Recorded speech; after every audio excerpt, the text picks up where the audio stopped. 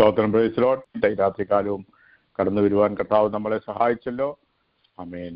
എബ്രായ ലേഖനത്തിൽ നിന്നാണല്ലോ ചിന്തിച്ചുകൊണ്ട് പഠിച്ചുകൊണ്ടിരിക്കുന്നത്. വിശ്വാസത്താൽ സാക്ഷ്യം ലഭിച്ചവർ. കഴിഞ്ഞ രാത്രികാലം മോശയുടെ അമ്മയപ്പന്മാർ അവരെങ്ങനെ വിശ്വാസത്താൽ സാക്ഷ്യം ലഭിച്ചു എന്നവരുടെ വിശ്വാസത്തെ കുറിച്ചൊക്കെ നമ്മൾ കണ്ട് ഈ രാത്രികാലവും ദാസിനെ ദൈവം ബലപ്പെടുത്തിട്ട് കർത്താവെ ഞങ്ങളോട് സംസാരിക്കണമേ എന്നുള്ള പ്രാർത്ഥനയോടുകൂടെ നമുക്ക് ഏവർക്കുമായിരിക്കാം. കർത്താവ് എല്ലാവരെയും സഹായിക്കട്ടെ. സ്തോത്രം. ആമേൻ. Thank you. കർത്താവിന്റെ അതിപരിശുദ്ധമായ നാമം വാഴ്ത്തപ്പെടുമാറാകട്ടെ. പ്രയർലൈനിൽ കടന്നു വന്നിരിക്കുന്ന എല്ലാ ദൈവമക്കൾക്കും അതുപോലെ തന്നെ ഇതിനെ ലീഡർഷിപ്പ് നൽകുന്ന പ്രിയ കർത്താവിന്റെ ദാസനും എന്നെ കേൾക്കുന്ന എല്ലാവർക്കും യേശു കർത്താവിന്റെ ധന്യമുള്ള നാമത്തിൽ സ്നേഹ വന്ദനത്തെ അറിയിക്കുന്നു. ദൈവമായ കർത്താവ് നിങ്ങളെ എല്ലാവരെയും ധാരാളം അനുഗ്രഹിക്കുകയും സഹായിക്കുകയും ചെയ്യുമാറാകട്ടെ എന്ന് ഞാൻ പ്രാർത്ഥിക്കുന്നു. പ്രിയമുള്ള ദൈവമക്കളെ, നമ്മള്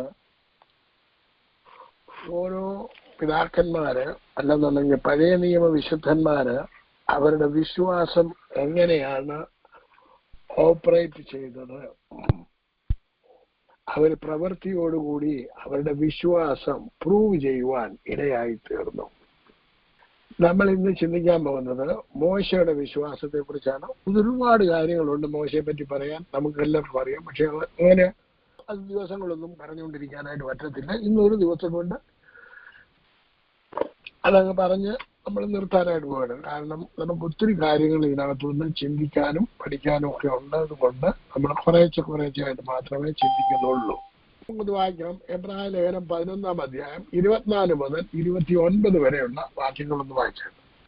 വിശ്വാസത്താൽ മോശ താൻ വളർന്നപ്പോൾ പാപത്തിന്റെ തൽക്കാല ഭോഗത്തെക്കാളും ദൈവജനത്തോടുകൂടെ കഷ്ടം അനുഭവിക്കുന്നത് തെരഞ്ഞെടുത്തു. പ്രതിഫലം നോക്കിയതുകൊണ്ട് ഫറവോന്റെ പുത്രിയുടെ മകൻ എന്ന് വിളിക്കപ്പെടുന്നത് നിരസിക്കുകയും മിസ്രൈമിലെ നിക്ഷേപങ്ങളെക്കാൾ ക്രിസ്തുവിന്റെ നിന്ന വലിയ ധനം എന്നെണ്ണുകയും ചെയ്തു. വിശ്വാസത്താൽ അവൻ അദൃശ്യ ദൈവത്തെ കണ്ടതുപോലെ ഉറച്ചു നിൽക്കിയാൽ രാജാവിന്റെ കോപം ഭയപ്പെടാതെ മിസ്രൈം വിട്ടുപോന്നു. വിശ്വാസത്താൽ അവൻ കടിഞ്ഞൂലുകളുടെ സംഹാരകൻ അവരെ തൊടാതിരിപ്പാൻ പെസഹയും ചോരത്തളിയും ആചരിച്ചു. വിശ്വാസത്താൽ അവർ കരയിൽ എന്ന പോലെ ചെങ്കടലിൽ കൂടെ കടന്നു. അത് മിസ്രൈമർ ചെയ്യുവാൻ നോക്കിയിട്ട് മുങ്ങിപ്പോയി. നമ്മൾ ഓരോ വാക്കുകളും ചിന്തിക്കുകയാണെന്നുണ്ടെങ്കിൽ ഒത്തിരി കാര്യങ്ങളുണ്ട്. വിശ്വാസത്താൽ മോശ താൻ വളർന്നപ്പോൾ, അത് മാത്രം നമ്മൾ പറയണമെന്നുണ്ടെങ്കിൽ ഒത്തിരി സമയം എടുക്കും. പക്ഷെ നമ്മൾ ഇതെല്ലാം കൂടെ ഒറ്റ കാര്യം പറഞ്ഞു തീർക്കാൻ പോവാണ്. മിസ്രൈമിലെ നിക്ഷേപത്തെക്കാൾ ക്രിസ്തുവിനോടുകൂടി കഷ്ടം അനുഭവിക്കുന്നത് തിരഞ്ഞെടുത്തു. അത് 27-ാമത്തെ വാക്യത്തിൽ വിശ്വാസത്താൽ അവൻ അദൃശ്യ ദൈവത്തെ കണ്ടതുപോലെ ഉറച്ചു നിൽക്കിയാൽ രാജാവിന്റെ കോപം ഭയപ്പെടാതെ മിസ്രൈം വിട്ടു പോന്നു. അത് നിങ്ങളൊന്ന് അണ്ടർലൈൻ ചെയ്താട്ടെ. 27-ാമത്തെ വാക്യം നിങ്ങളുടെ ബൈബിളിനകത്ത് അണ്ടർലൈൻ ചെയ്യണം. മോശ എബ്രായ ലേഖനം 11-27, 27, 29 വരെയുള്ള വാക്യങ്ങളാണ്. വിശ്വാസത്താൽ അദൃശ്യ ദൈവത്തെ എന്ന് പറഞ്ഞാൽ കാണാൻ പറ്റാത്ത ദൈവത്തെ കണ്ടതുപോലെ ഉറച്ചു നിൽക്കുകയാൽ. മോശ ദൈവത്തെ കണ്ടോ? വാസ്തവത്തിൽ മോശ ദൈവം പറഞ്ഞു, നിനക്ക് എന്റെ മുഖം കാണാൻ പറ്റുകയില്ല. കണ്ടില്ല. വാസ്തവത്തിൽ കണ്ടതുപോലെ ഉറച്ചു നിന്നു. ഗ്ലോറി മാത്രമേ കണ്ടുള്ളൂ. എന്റെ മഹത്വം നീ കാണും, അത് മാത്രമേ കണ്ടുള്ളൂ. മക്കളെ, കണ്ടതുപോലെ ഉറച്ചു നിന്നു. ഇതാണ് നമ്മൾ ചെയ്യേണ്ടത്. നമ്മൾ കാണണം.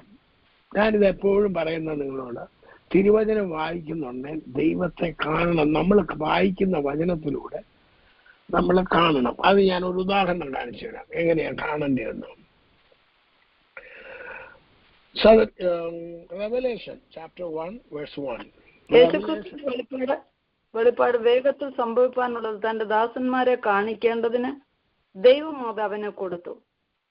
അവനത് തന്റെ ദൂതൻ മുഖാന്തരം അയച്ച് തന്റെ ദാസനായ യോഹന്നാന് പ്രദർശിപ്പിച്ചു.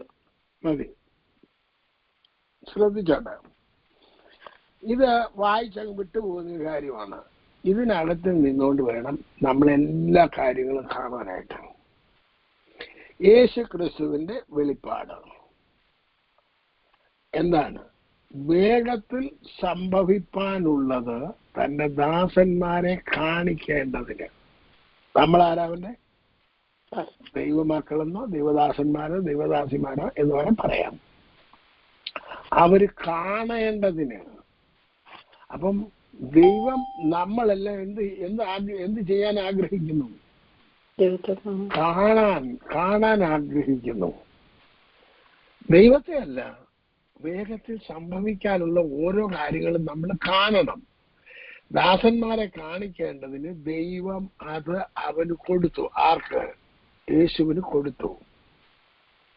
അപ്പൊ യേശു വന്ന് പറഞ്ഞതൊക്കെ നമ്മൾ എന്ത് ചെയ്യണം?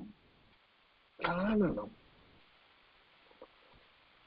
ഇത് പെട്ടെന്ന് മനസ്സിലാകത്തില്ല. അത് അവൻ തന്റെ ദൂതൻ മുഖാന്തരം അയച്ച് തന്റെ ദാസനായി യോഹന്നാനെ കാണിച്ചു കൊടുത്തു, പ്രദർശിപ്പിച്ചു. പ്രദർശിപ്പിച്ചു എന്ന് പറഞ്ഞാൽ എന്തായിരുന്നു? കാണിച്ചു കൊടുത്തു. അപ്പൊ നമ്മൾ വചനം വായിക്കുന്നുണ്ടെങ്കിൽ നമ്മൾ എന്ത് ചെയ്യണം? കാണണം. അത് നടക്കുന്നതായിട്ട് കാണണം. അതിനെ വിഷ്വലൈസ് ചെയ്യണം. അതാണ് മോശ ചെയ്തത്. അതാണ് ഇവിടെ പറഞ്ഞത്. താൻ അവിശ്വാസത്താൽ അവൻ അദർശ്യ ദൈവത്തെ കണ്ടതുപോലെ ഉറച്ചു നിൽക്കിയാൽ രാജാവിന്റെ കോപം ഭയപ്പെടാതെ മിസ്രയീം വിട്ടുപോകുന്നു.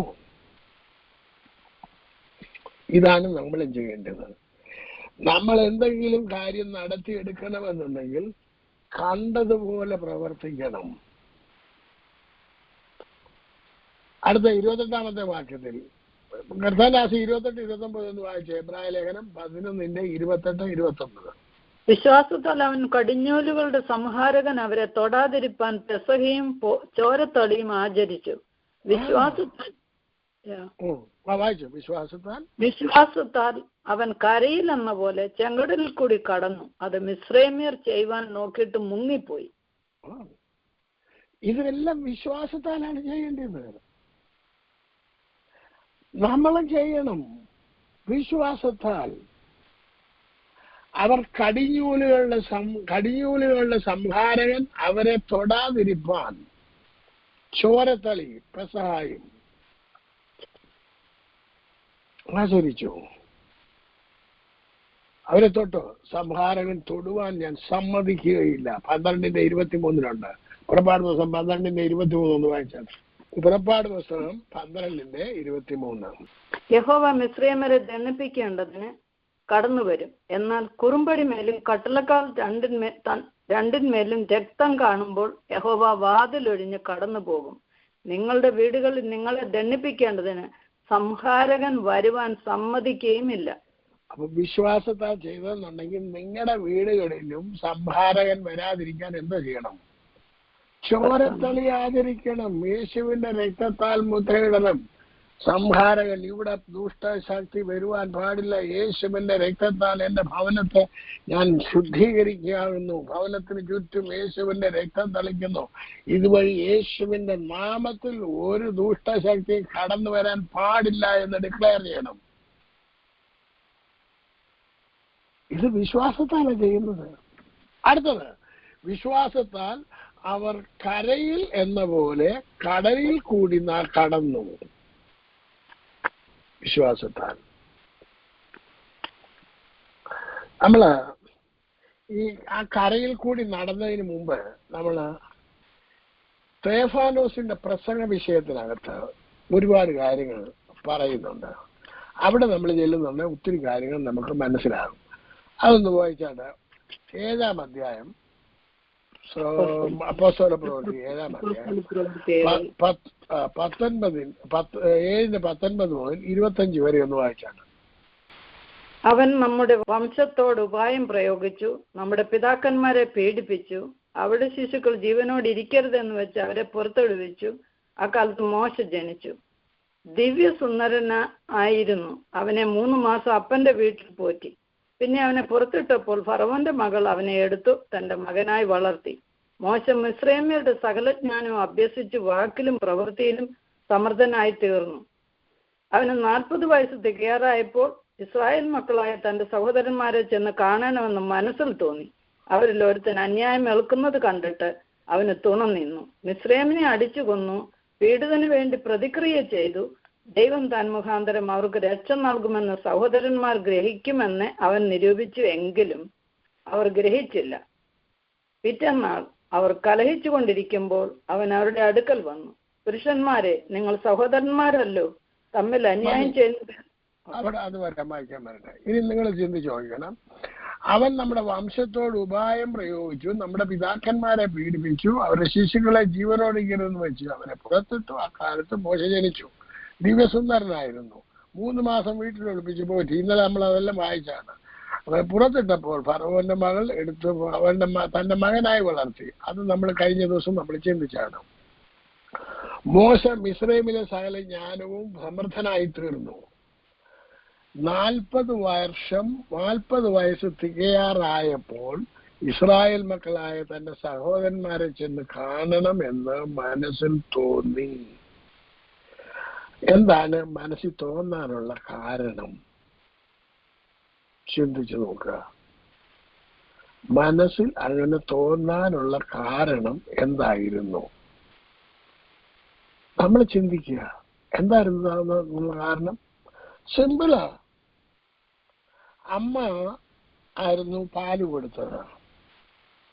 നിങ്ങൾ ആ പാല് കൊടുക്കുന്ന സീന് നമ്മുടെ കുഞ്ഞുങ്ങള്, നമ്മുടെ അമ്മമാര് അല്ലെന്നുണ്ടെങ്കിൽ അവര് കുഞ്ഞുങ്ങൾക്ക് പാല് കൊടുക്കുന്നത് അവർ ചെയ്യുന്ന ഒരു കാര്യമുണ്ട്. അവരുടെ തലയിൽ മെല്ലെ ഒന്ന് തലോടും. തലോടി അവരോട് അവരൊന്ന് പുറകുറുക്കുന്നതൊക്കെ കാണാൻ സാധിക്കും, പറയുന്നതൊക്കെ കാണാൻ സാധിക്കും. അത് മിക്കവാറും അമ്മമാരെല്ലാം ചെയ്യുന്നതാണ്. അപ്പൊ ഈ അമ്മയും പറഞ്ഞു കാണും, മോനെ നീ വളർന്നു വന്നിട്ട് വേണം ഞങ്ങളുടെ എല്ലാം ഈ ദുഃഖം മാറ്റാൻ. ഈ അടിമവേലൊക്കെ കുഞ്ഞു കാണുന്നുണ്ടല്ലോ. ഇന്ന് പൊന്നുപോൻ വളർന്നു വലുതായി കഴിയുന്നുണ്ട്. അമ്മയുടെ അപ്പൻ്റെ എല്ലാം ദുഃഖം മാറ്റത്തില്ലയോ? അപ്പൊ കുഞ്ഞ് ചിരിക്കും. അവന് വല്ലതും അറിയാമോ? എന്റെ വല്യമ്മച്ചി പണ്ട് എന്നോട് പറഞ്ഞ മാതിരി, നീ വളർന്നു വന്നിട്ട് നീ വലുതായിട്ട് വേണം എന്നെ കല്ലറ കെട്ടി അടക്കണം, വേറെ ആരെ കൊണ്ടും ചെയ്യിപ്പിക്കരുത്. ഞാൻ ഏറ്റമ്മച്ചി, ഞാൻ ചെയ്യും.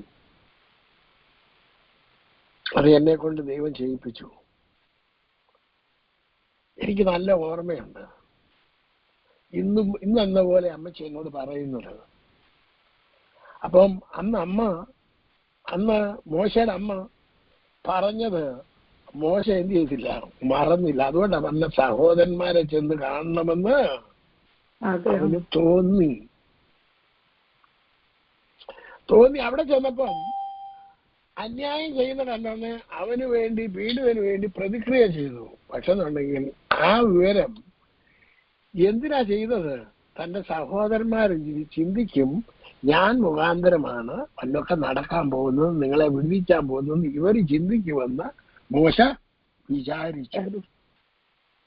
അങ്ങനെ ഇന്ന് അനേകര് ദേവദാസന്മാർ വന്ന് പറയും, നിന്നെ ദൈവത്തിന് ഉപയോഗിക്കാൻ പ്ലാനുണ്ട്, അതുകൊണ്ട് ദൈവസന്നിധി നേരോടെ നടക്കണം, അങ്ങനെയാണ് ഇങ്ങനെയാണെന്നൊക്കെ പറയും. ഉടനെ ഇവരെന്ത് ചെയ്യുമെന്ന് ചോദിച്ചു കഴിഞ്ഞാൽ ഇവർ ചിന്തിക്കും, എന്നെ ഉപയോഗിക്കാൻ പ്ലാനുണ്ട്. അപ്പോഴത്തേക്ക് പാസ്റ്ററിനെതിരായ കൂട്ടുകെട്ടുണ്ടാക്കി കർത്താവ് എന്നെ ഉപയോഗിച്ചാണെന്ന് പറഞ്ഞിട്ട് അവര് പല രീതിയിലും ആക്ഷനും ഇതൊക്കെ ചെയ്യും.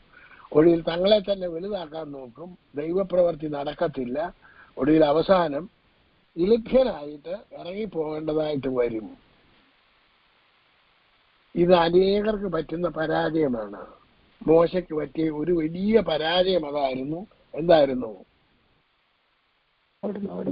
ഇസ്രായേൽ മക്കൾ അല്ലെന്നുണ്ട് സഹോദരന്മാർ ചിന്തിക്കും, ഞാൻ മുഖാന്തരമാണ് ഇവരെ വിടുവിക്കാൻ പോകുന്നതെന്ന് അവര് ചിന്തിക്കുമെന്ന് ഇദ്ദേഹം എന്ത് ചെയ്തു? വിചാരിച്ചു. ദൈവമക്കളെ, ദൈവ സമയമാകുന്നുടനെ എല്ലാം നേരെയാക്കി തരും. നിങ്ങൾ ധൃതി പിടിക്കേണ്ട യാതൊരു കാര്യവും ഇല്ല. ഇത്രയും കാര്യം നമ്മൾ മനസ്സിലാക്കുക ഇതിനകത്തുനിന്ന്. പിറ്റേന്നാള് കലഹിച്ചുകൊണ്ടിരിക്കുമ്പോൾ വായിച്ചു 26 മുതൽ 28 വരെ.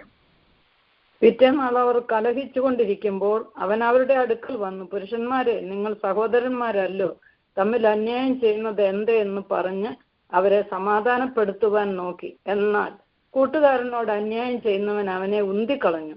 നിന്നെ ഞങ്ങൾക്ക് അധികാരിയും ന്യായകർത്താവുമാക്കിയതാർ?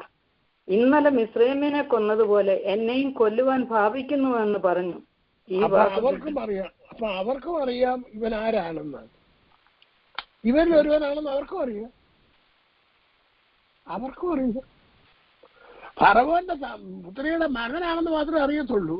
പക്ഷെ എന്നുണ്ടെങ്കിൽ ആരുടെ മകനാണെന്നോ അല്ലെന്നുണ്ടെങ്കിൽ ഇവൻ എവിടെ നിന്നോ എല്ലാം അവരുടെ തലമുറയാണെന്നുള്ളവരൊക്കെ അവർക്കറിയാം. പക്ഷെ ഫറവോന്റെ പുത്രി എടുത്തു വളർത്തുന്നതുകൊണ്ട് ഫറവോന്റെ വേറൊരു ഫറവോനെന്ന് അവർക്ക് വിചാരിക്കാൻ പറ്റത്തുള്ളൂ. അതുകൊണ്ടാണ് ഉന്തിക്കളഞ്ഞത്. ഈ വിവരം ഫറവോൻ അറിഞ്ഞു, ഓടിപ്പോകേണ്ടതായിട്ട് വന്നു. വായിച്ചോ അതിന്റെ 34 വരെ. ഇന്നലെ മിസ്രൈമിനെ കൊന്നതുപോലെ എന്നെയും കൊല്ലുവാൻ ഭാവിക്കുന്നു എന്ന് പറഞ്ഞു. ഈ വാക്ക് കേട്ടിട്ട് മോശെ ഓടിപ്പോയി മിദ്യാൻ ദേശത്ത് എന്ന് പാർത്തു. അവിടെ 2 പുത്രന്മാരെ ജനിപ്പിച്ചു. 40 ആണ്ട് കഴിഞ്ഞപ്പോൾ സിനായ് മലയുടെ മരുഭൂമിയിൽ ഒരു ദൈവദൂതൻ മുൾപ്പടർപ്പിലെ അഗ്നിജാലയിൽ അവന് പ്രത്യക്ഷനായി.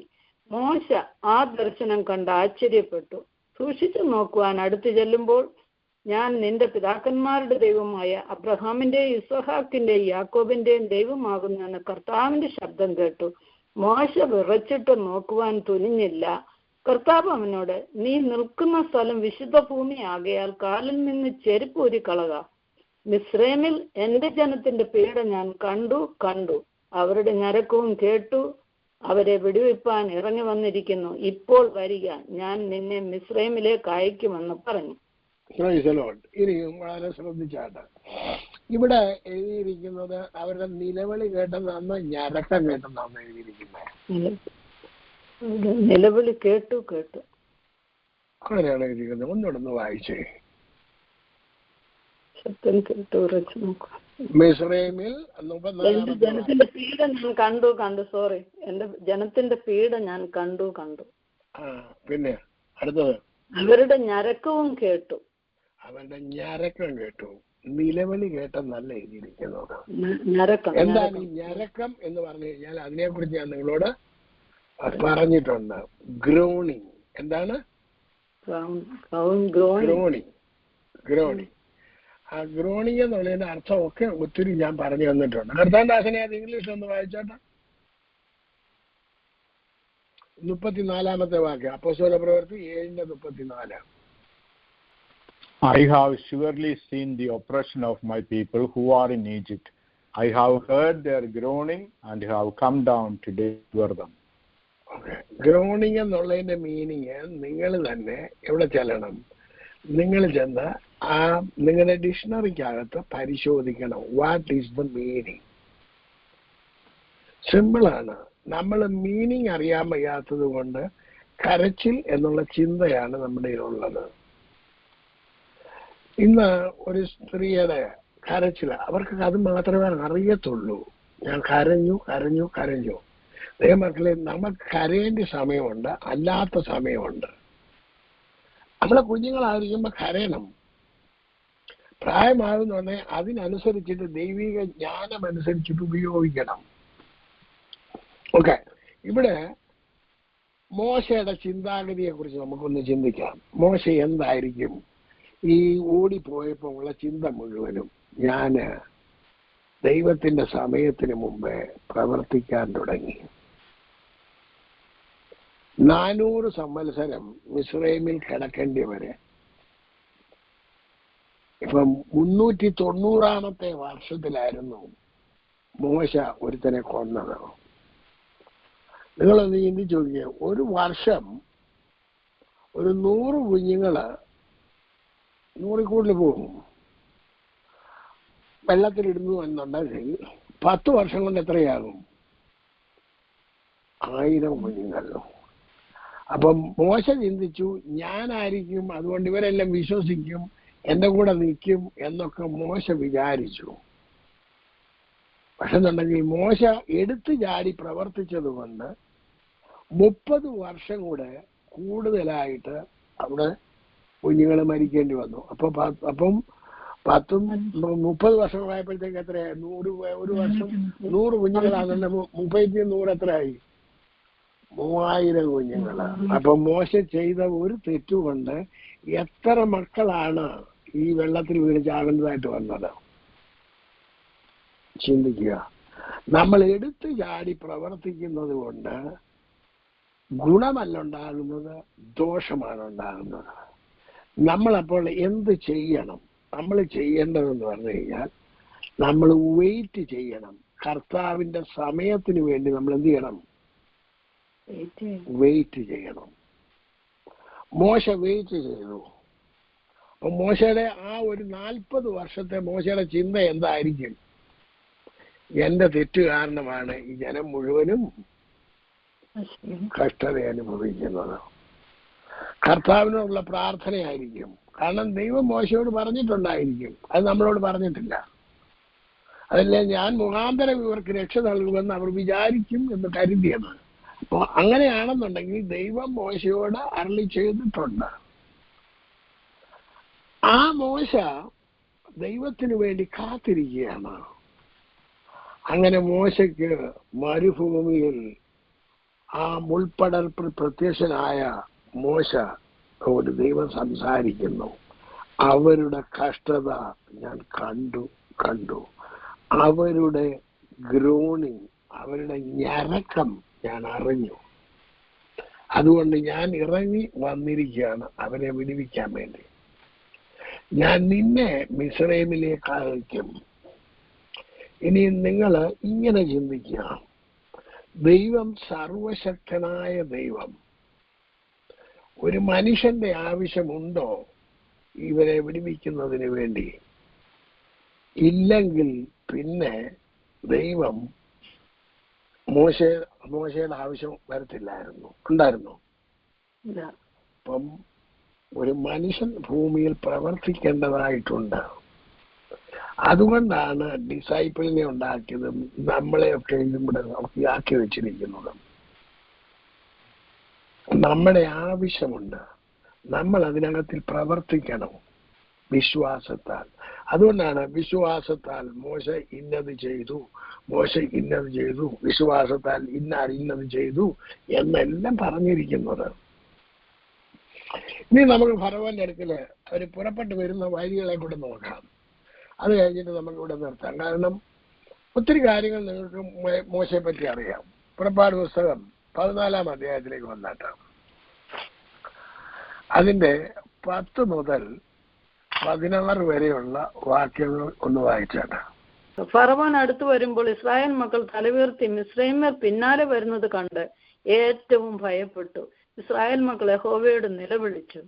അവർ മോശയോട്, മിസ്രൈമിൽ ശവക്കുഴി ഇല്ലാഞ്ഞിട്ടോ നീ ഞങ്ങളെ മരുഭൂമിയിൽ മരിപ്പാൻ കൂട്ടിക്കൊണ്ടു വന്നത്? നീ ഞങ്ങളെ മിസ്രൈമിൽ നിന്ന് പുറപ്പെടുവിച്ചതിനാൽ ഞങ്ങളോട് ഈ ചെയ്തത് എന്ത്? മിസ്രൈമ്യർക്ക് വേല ചെയ്യുവാൻ ഞങ്ങളെ വിടണമെന്ന് ഞങ്ങൾ മിസ്രൈമിൽ വെച്ച് നിന്നോട് പറഞ്ഞില്ലയോ? മരുഭൂമിയിൽ മരിക്കുന്നതിനേക്കാൾ മിസ്രൈമ്യർക്ക് വേല ചെയ്യുന്നതായിരുന്നു ഞങ്ങൾക്ക് നല്ലത് എന്ന് പറഞ്ഞു. അതിന് മോശ ജനത്തോട്, ഭയപ്പെടേണ്ട, ഉറച്ചു നിൽപ്പീൻ. യഹോവ ഇന്ന് നിങ്ങൾക്ക് ചെയ്യുവാനിരിക്കുന്ന രക്ഷ കണ്ടുകൊള്ളുവീൻ. നിങ്ങൾ ഇന്ന് കണ്ടിട്ടുള്ള മിസ്രൈമ്യരെ ഇനി ഒരു നാളും കാണുകയില്ല. യഹോവ നിങ്ങൾക്ക് വേണ്ടിയിട്ട് യുദ്ധം ചെയ്യും. നിങ്ങൾ മിണ്ടാതിരിപ്പീൻ എന്ന് പറഞ്ഞു. നല്ലൊരു പ്രസംഗമല്ലായിരുന്നു? അതെ, ഉഗ്രനൊരു പ്രസംഗമായിരുന്നു. അവര് പറഞ്ഞതിനനുസരിച്ച് നല്ലൊരു പ്രസംഗം അദ്ദേഹം പ്രസംഗിച്ചു. അതിന് മോശ ജനത്തോട്, ഭയപ്പെടേണ്ട, ഉറച്ചു നിൽപ്പീൻ. യഹോവ ഇന്ന് നിങ്ങൾക്ക് വേണ്ടി ചെയ്യുവാനിരിക്കുന്ന രക്ഷ കണ്ടുകൊള്ളുവീൻ. ഇന്ന് നിങ്ങൾ കണ്ട മിസ്രൈമിനെ ഇനി ഒരു നാളും കാണുകയില്ല. യഹോവ നിങ്ങൾക്ക് വേണ്ടി യുദ്ധം ചെയ്യും. മിണ്ടാതിരിപ്പീൻ. നല്ലൊരു പ്രസംഗം പ്രസംഗിച്ചു. പ്രസംഗിച്ചതിന് ശേഷം ഈ മോശ എന്ത് ചെയ്യുന്നു എന്ന് 15-ാമത്തെ വാക്യം കൊണ്ട് വായിച്ചാട്ടോ. അപ്പോൾ യഹോവ മോശയോട് അരുളി ചെയ്തത്, നീ എന്നോട് നിലവിളിക്കുന്നത് എന്ത്? മുൻപോട്ട് പോകുവാൻ ഇസ്രായേൽ മക്കളോട് പറക. മതി. ഇപ്പം പ്രസംഗം കഴിഞ്ഞ് ഇദ്ദേഹം എന്താ ചെയ്തുകൊണ്ടിരിക്കുക? പ്രസംഗം കഴിഞ്ഞ പ്രാസംഗികനായിരിക്കുന്ന ഉപദേശി ഇപ്പൊ എന്ത് ചെയ്യാണ്? നെടുമ്പാട് വീണ് കരഞ്ഞുകൊണ്ടിരിക്കുക. വലിയ പ്രസംഗമായിരുന്നു നടത്തിയത്. ആ വലിയ പ്രസംഗത്തിനനുസരിച്ചുള്ള പ്രവൃത്തി എന്ത് ചെയ്തില്ല, കരഞ്ഞുകൊണ്ടിരിക്കുകയാണ്. അപ്പൊ ദൈവം ഇടപെട്ടു. ദൈവം ഇടപെട്ടോ ഇല്ലയോ? ഇടപെട്ടു. ദൈവം എന്താ പറയുന്നത്? നീ എന്നോട് നിലവിളിക്കുന്നത് എന്ത്? അപ്പം എല്ലായ്പ്പോഴും കർത്താവിനോട് നിലവിളിച്ചാണ് കാര്യം പറയേണ്ടത് അല്ല. അതാണ് അതിന്റെ അർത്ഥം. ദൈവമായി പറയുന്നത് അല്ലാതെ വേറെ ആരുമല്ല, ഓരച്ചൻ പാസ്റ്ററൊന്നുമല്ല. എന്നോട് നിലവിളിക്കുന്നത് എന്ത്? മുന്നോട്ട് പോകുവാൻ ഇസ്രായേൽ മക്കളോട് പറയുക. ഇനി നിങ്ങളൊന്ന് ചിന്തിച്ച് ഇതിനകത്തിൽ ചിന്തിക്കേണ്ടതായിട്ടുള്ള ഒരു കാര്യം ഞാൻ നിങ്ങളോട് പറഞ്ഞു തരാം. അതുകൂടെ നിങ്ങൾ ചിന്തിച്ചോളാം. ഈ ഡേറ്റ്സിന്റെ ബൈബിളിനകത്ത് എഴുതിയിട്ടുണ്ട്, ഈ ചെങ്കടലിൽ ഇവർ വന്ന് നിൽക്കുന്ന 2 സ്ഥലങ്ങളിൽ വലിയ 2 മലകൾ ഉണ്ടായിരുന്നു. മുന്നൽ ചെങ്കടൽ, പുറകിൽ ഫറവോൻ. 2 സൈഡിലോട്ടും മലകളാണ്. ഇവർക്ക് എങ്ങോട്ടും ഓടിപ്പോകാൻ പറ്റത്തില്ല എന്ന് ഡേറ്റ്സ് അവിടെ എഴുതിയിട്ടുണ്ട്. എന്നാൽ ബൈബിളിനകത്ത് അങ്ങനെ ഇല്ല. ബൈബിളിനകത്തില്ല. ഇവരെ മരുഭൂമിയിലാണ് നിൽക്കുന്നത്. അപ്പം മരുഭൂമിയിൽ നിൽക്കുന്ന അവസരത്തിൽ അവരെ അങ്ങോട്ടോ ഇങ്ങോട്ടോ ഓടിപ്പോകാം. പക്ഷെ എന്നുണ്ടെങ്കിൽ ഓടിപ്പോകാൻ ഇവർക്ക് പോയി രക്ഷപ്പെടാൻ പറ്റത്തില്ല. കാരണം ആര് പുറകെ ഉണ്ട്? ഫറവോന്റെ സൈന്യം പുറകെ ഉണ്ട്.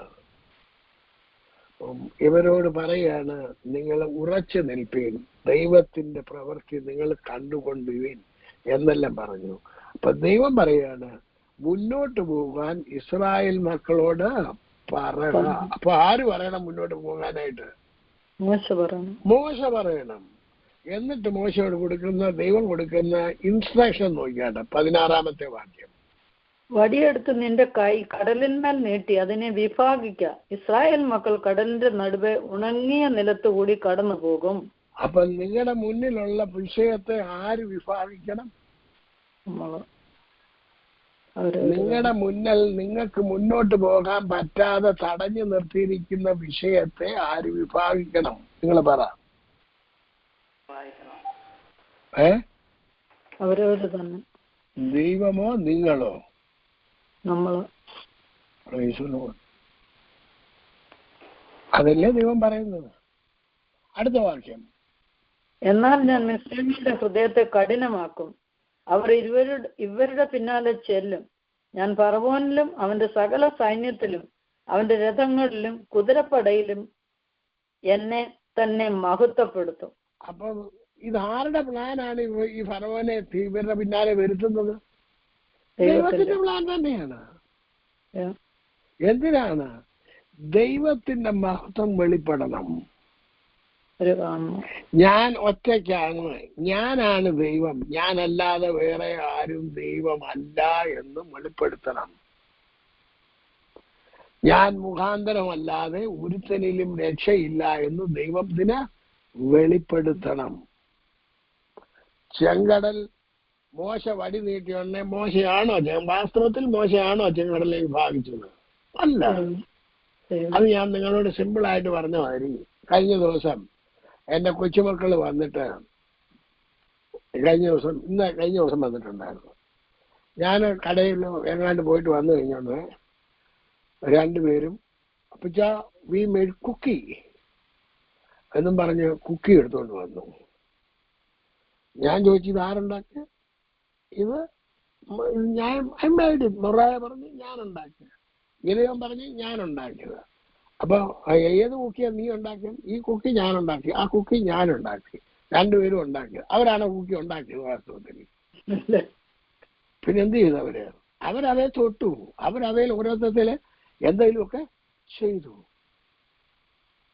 അവരുടെ വല്യമ്മ ചെയ്തു, പക്ഷെ അവരതേ സഹായിച്ചു. അത്രയുള്ള ആ കുഞ്ഞു കരം അതിന്മേൽ തൊട്ടു എന്ന് മാത്രം. മോശയുടെ കരം ഒന്ന് നീട്ടി എന്ന് മാത്രം. ദൈവത്തിന്റെ കരത്താൽ അവിടെ കാറ്റടിപ്പിച്ച് ദൈവം അവിടെ ചെങ്കടലിനെ വിഭാഗിച്ചു. അപ്പൊ നമുക്കുള്ള പ്രവൃത്തി എന്താണ്? നമ്മൾ കർത്താവിന്റെ പ്രവൃത്തിയിൽ ഇൻവോൾവ്മെന്റ് ഉണ്ടായിരിക്കണം. അതാണ് കർത്താവ് ആഗ്രഹിക്കുന്നത്. അവരുടെ മമ്മി വന്നപ്പോഴും പറഞ്ഞു, mummy we made cookie. You made cookie. അപ്പൊ മമ്മിയും പറഞ്ഞു, കുഞ്ഞുണ്ടാക്കിയാന്നോ? കുഞ്ഞുണ്ടാക്കിയതാ. എല്ലാവർക്കും അറിയാം ആരുണ്ടാക്കിയതല്ലെന്ന്. കുഞ്ഞുണ്ടാക്കിയതല്ലെന്നറിയാം. അത് തന്നെയാണ് കർത്താവിന് ആഗ്രഹിക്കുന്നത്. കർത്താവ് ഇത് തന്നെയാണ് നമ്മളിൽ നിന്ന് ആഗ്രഹിക്കുന്നത്. നമ്മൾ അതിനകത്തിൽ കർത്താവിന്റെ പ്രവൃത്തിയിൽ എന്തായി തീരണം? ഇൻവോൾവ് ഉണ്ടായിരിക്കണം. നമ്മുടെ ഒരു പാർട്ട് അതിനകത്തിലുണ്ടായിരിക്കണം. നിങ്ങളുടെ ഓരോരുത്തരുടെയും ഓരോ പാർട്ട് നിങ്ങളിൽ അതിനകത്തിലുണ്ടായിരിക്കണം. ഇതാണ് കർത്താവ് ആഗ്രഹിക്കുന്നത്. വേറെ ഒന്നും കർത്താവ് ആഗ്രഹിക്കുന്നില്ല. എന്റെ മക്കൾ എന്നോടൊപ്പം നിൽക്കണം. എന്റെ മക്കൾ എന്നോടൊപ്പം നിൽക്കണം. എന്റെ ചെറുപ്പത്തില് കരിമ്പിന് വെള്ളം കോരാൻ പാന്ന് പറഞ്ഞ് ഞങ്ങളുടെയിലെല്ലാം പാത്രം തരും വെള്ളം കോരാനായിട്ട്. അപ്പച്ചനും അച്ഛനും വലിയ കുടത്തിനകത്തിലും വെള്ളം എടുത്തോണ്ട് വരുന്ന ഞങ്ങൾ ചെറിയ പാത്രത്തിനകത്ത് ഞങ്ങളും എടുത്തോണ്ട് ചെല്ലും. ഞങ്ങളെ കൊണ്ട് കഴിയുന്നത് 1 2 കരിമ്പിന് അല്ല 5 6 മൂടിന് വെള്ളം ഒഴിച്ചോണ്ടിരിക്കും. അവര് 100 150 മൂടിന് അല്ലെന്നുണ്ടെങ്കിൽ 10 1000 മൂടിന് അവർ വെള്ളം ഒഴിക്കുമ്പം ഇവിടെ അണ്ണാൻ കുഞ്ഞിനും തന്നാലായത് എന്ന് പറയുന്നത് പോലെ ഒരു ചെറിയ പാർട്ട് അവരും അതിനകത്തിൽ ഇൻവോൾവ് ആയിരിക്കണം. ഒരു കുടുംബത്തിൽ ഇൻവോൾവ്മെന്റ് അത്യാവശ്യമാണ്. അതിനെയാണ് സ്നേഹം എന്ന് പറയുന്നത്.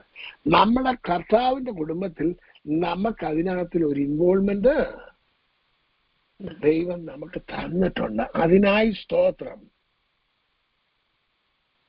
നമ്മളെ കർത്താവിന്റെ പ്രവൃത്തി നമ്മളെ എന്ത് ചെയ്യാൻ ആഗ്രഹിക്കുന്നു? കർത്താവ് ഇൻവോൾവ് ചെയ്യിപ്പിക്കാൻ ആഗ്രഹിക്കുന്നു. അതാണ് ഇവിടെ ചെയ്തത് മുഴുവനും. മോശയ്ക്ക് ഒറ്റയാണോ ഇത് മുഴുവൻ ചെയ്തത്? അല്ലല്ലോ. മോശയില്ലേ ചെയ്തത്? ആന്നല്ലോ. പിന്നെ ആരിരുന്നു കൂടെ? സർവശക്തനായ ദൈവം രാത്രി അഗ്നിസ്തംഭമായും പകൽ മേഘസ്തംഭമായും അവരോട് കൂടെ ഇരുന്നു. ആ മരുഭൂമിയിലെ ഉഷ്ണക്കാറ്റിലും മണൽക്കാറ്റിലും അവരെ പരിപാലിച്ചത് ആരായിരുന്നു? ആരായിരുന്നു അവർക്ക് ആഹാരം കൊടുത്തത്? ആരായിരുന്നു അവർക്ക് വെള്ളം കൊടുത്തത്? സർവശക്തനായ ദൈവം അല്ലയോ? മോശയാണോ കൊടുത്തത്? ഒന്നുമല്ലല്ലോ. പക്ഷെ ദൈവം കൊടുക്കുമ്പോഴും ദൈവത്തിന് ഇൻവോൾവ്മെന്റ് ആരുടേതുണ്ട്? മനുഷ്യന്റേതുണ്ട്. മോശയോട് പറഞ്ഞു, നീ പാറയെ അടിക്ക, അല്ലെ പാറയോട് കൽപ്പിക്ക, നീ ഉയരത്തിലേക്ക് കരം നീട്ടുക. ഇതൊക്കെ കർത്താവ് ചെയ്യിപ്പിക്കുന്നത് എന്തിനാണ്? I want you to involve in my mission. എന്റെ മിഷനകത്ത് നിങ്ങളുടെ ഒരു ഇൻവോൾവ്മെന്റ് ആവശ്യമുണ്ട്. അതാണ് കർത്താവ് പറയുന്നത്. അതാണ് അദ്ദേഹം ചെയ്തത്. 19ാമത്തെ വാക്യത്തിൽ അനന്തരം ഇസ്രായേല്യർ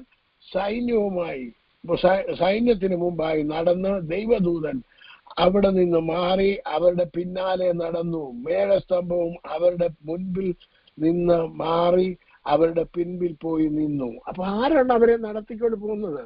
സർവശക്തനായ ദൈവമാണെന്നേ. പക്ഷെ തന്നെ ലീഡറായിട്ട് ഒരാളെ ദൈവം ഉപയോഗിച്ചു, മോശയെ. അപ്പൊ നമ്മുടെ കുടുംബത്തില്, നമ്മുടെ ജീവിതത്തില് നമ്മളെയൊക്കെ കർത്താവ് ഉപയോഗിക്കാൻ ആഗ്രഹിക്കുന്നു. വിശ്വാസത്താൽ ഓരോന്ന് ചെയ്യാൻ ദൈവം നിങ്ങളെ എല്ലാവരെയും സഹായിക്കട്ടെ എന്ന് പറഞ്ഞുകൊണ്ട് എന്റെ വാക്കുകളെ അവസാനിപ്പിക്കുന്നു. ദൈവത്തിന്റെ കൃപ നിങ്ങളോട് എല്ലാവരോടും കൂടെ ഇരിക്കുമാറാകട്ടെ. സ്തോത്രം. Praise Lord. ഈ രാത്രികാലം നമ്മളെ കേൾപ്പിച്ച നല്ല ദൈവിക ആലോചനയ്ക്കായിട്ട് ദൈവത്തെ സ്തുതിക്കാം, സ്തോത്രം ചെയ്യാം. ദാസനെ ദൈവം ബലപ്പെടുത്തിയല്ലോ. കേട്ട നല്ല വചനങ്ങൾക്കായിട്ട് ദൈവത്തെ സ്തുതിച്ച് സ്തോത്രം ചെയ്തുകൊണ്ട് പ്രാർത്ഥനയോടുകൂടെ വീണ്ടും ആയിരിക്കാം. നമ്മൾ തന്നെ താഴ്ത്തി സമർപ്പിക്കാം. കർത്താവ് എല്ലാവരെയും സഹായിക്കട്ടെ.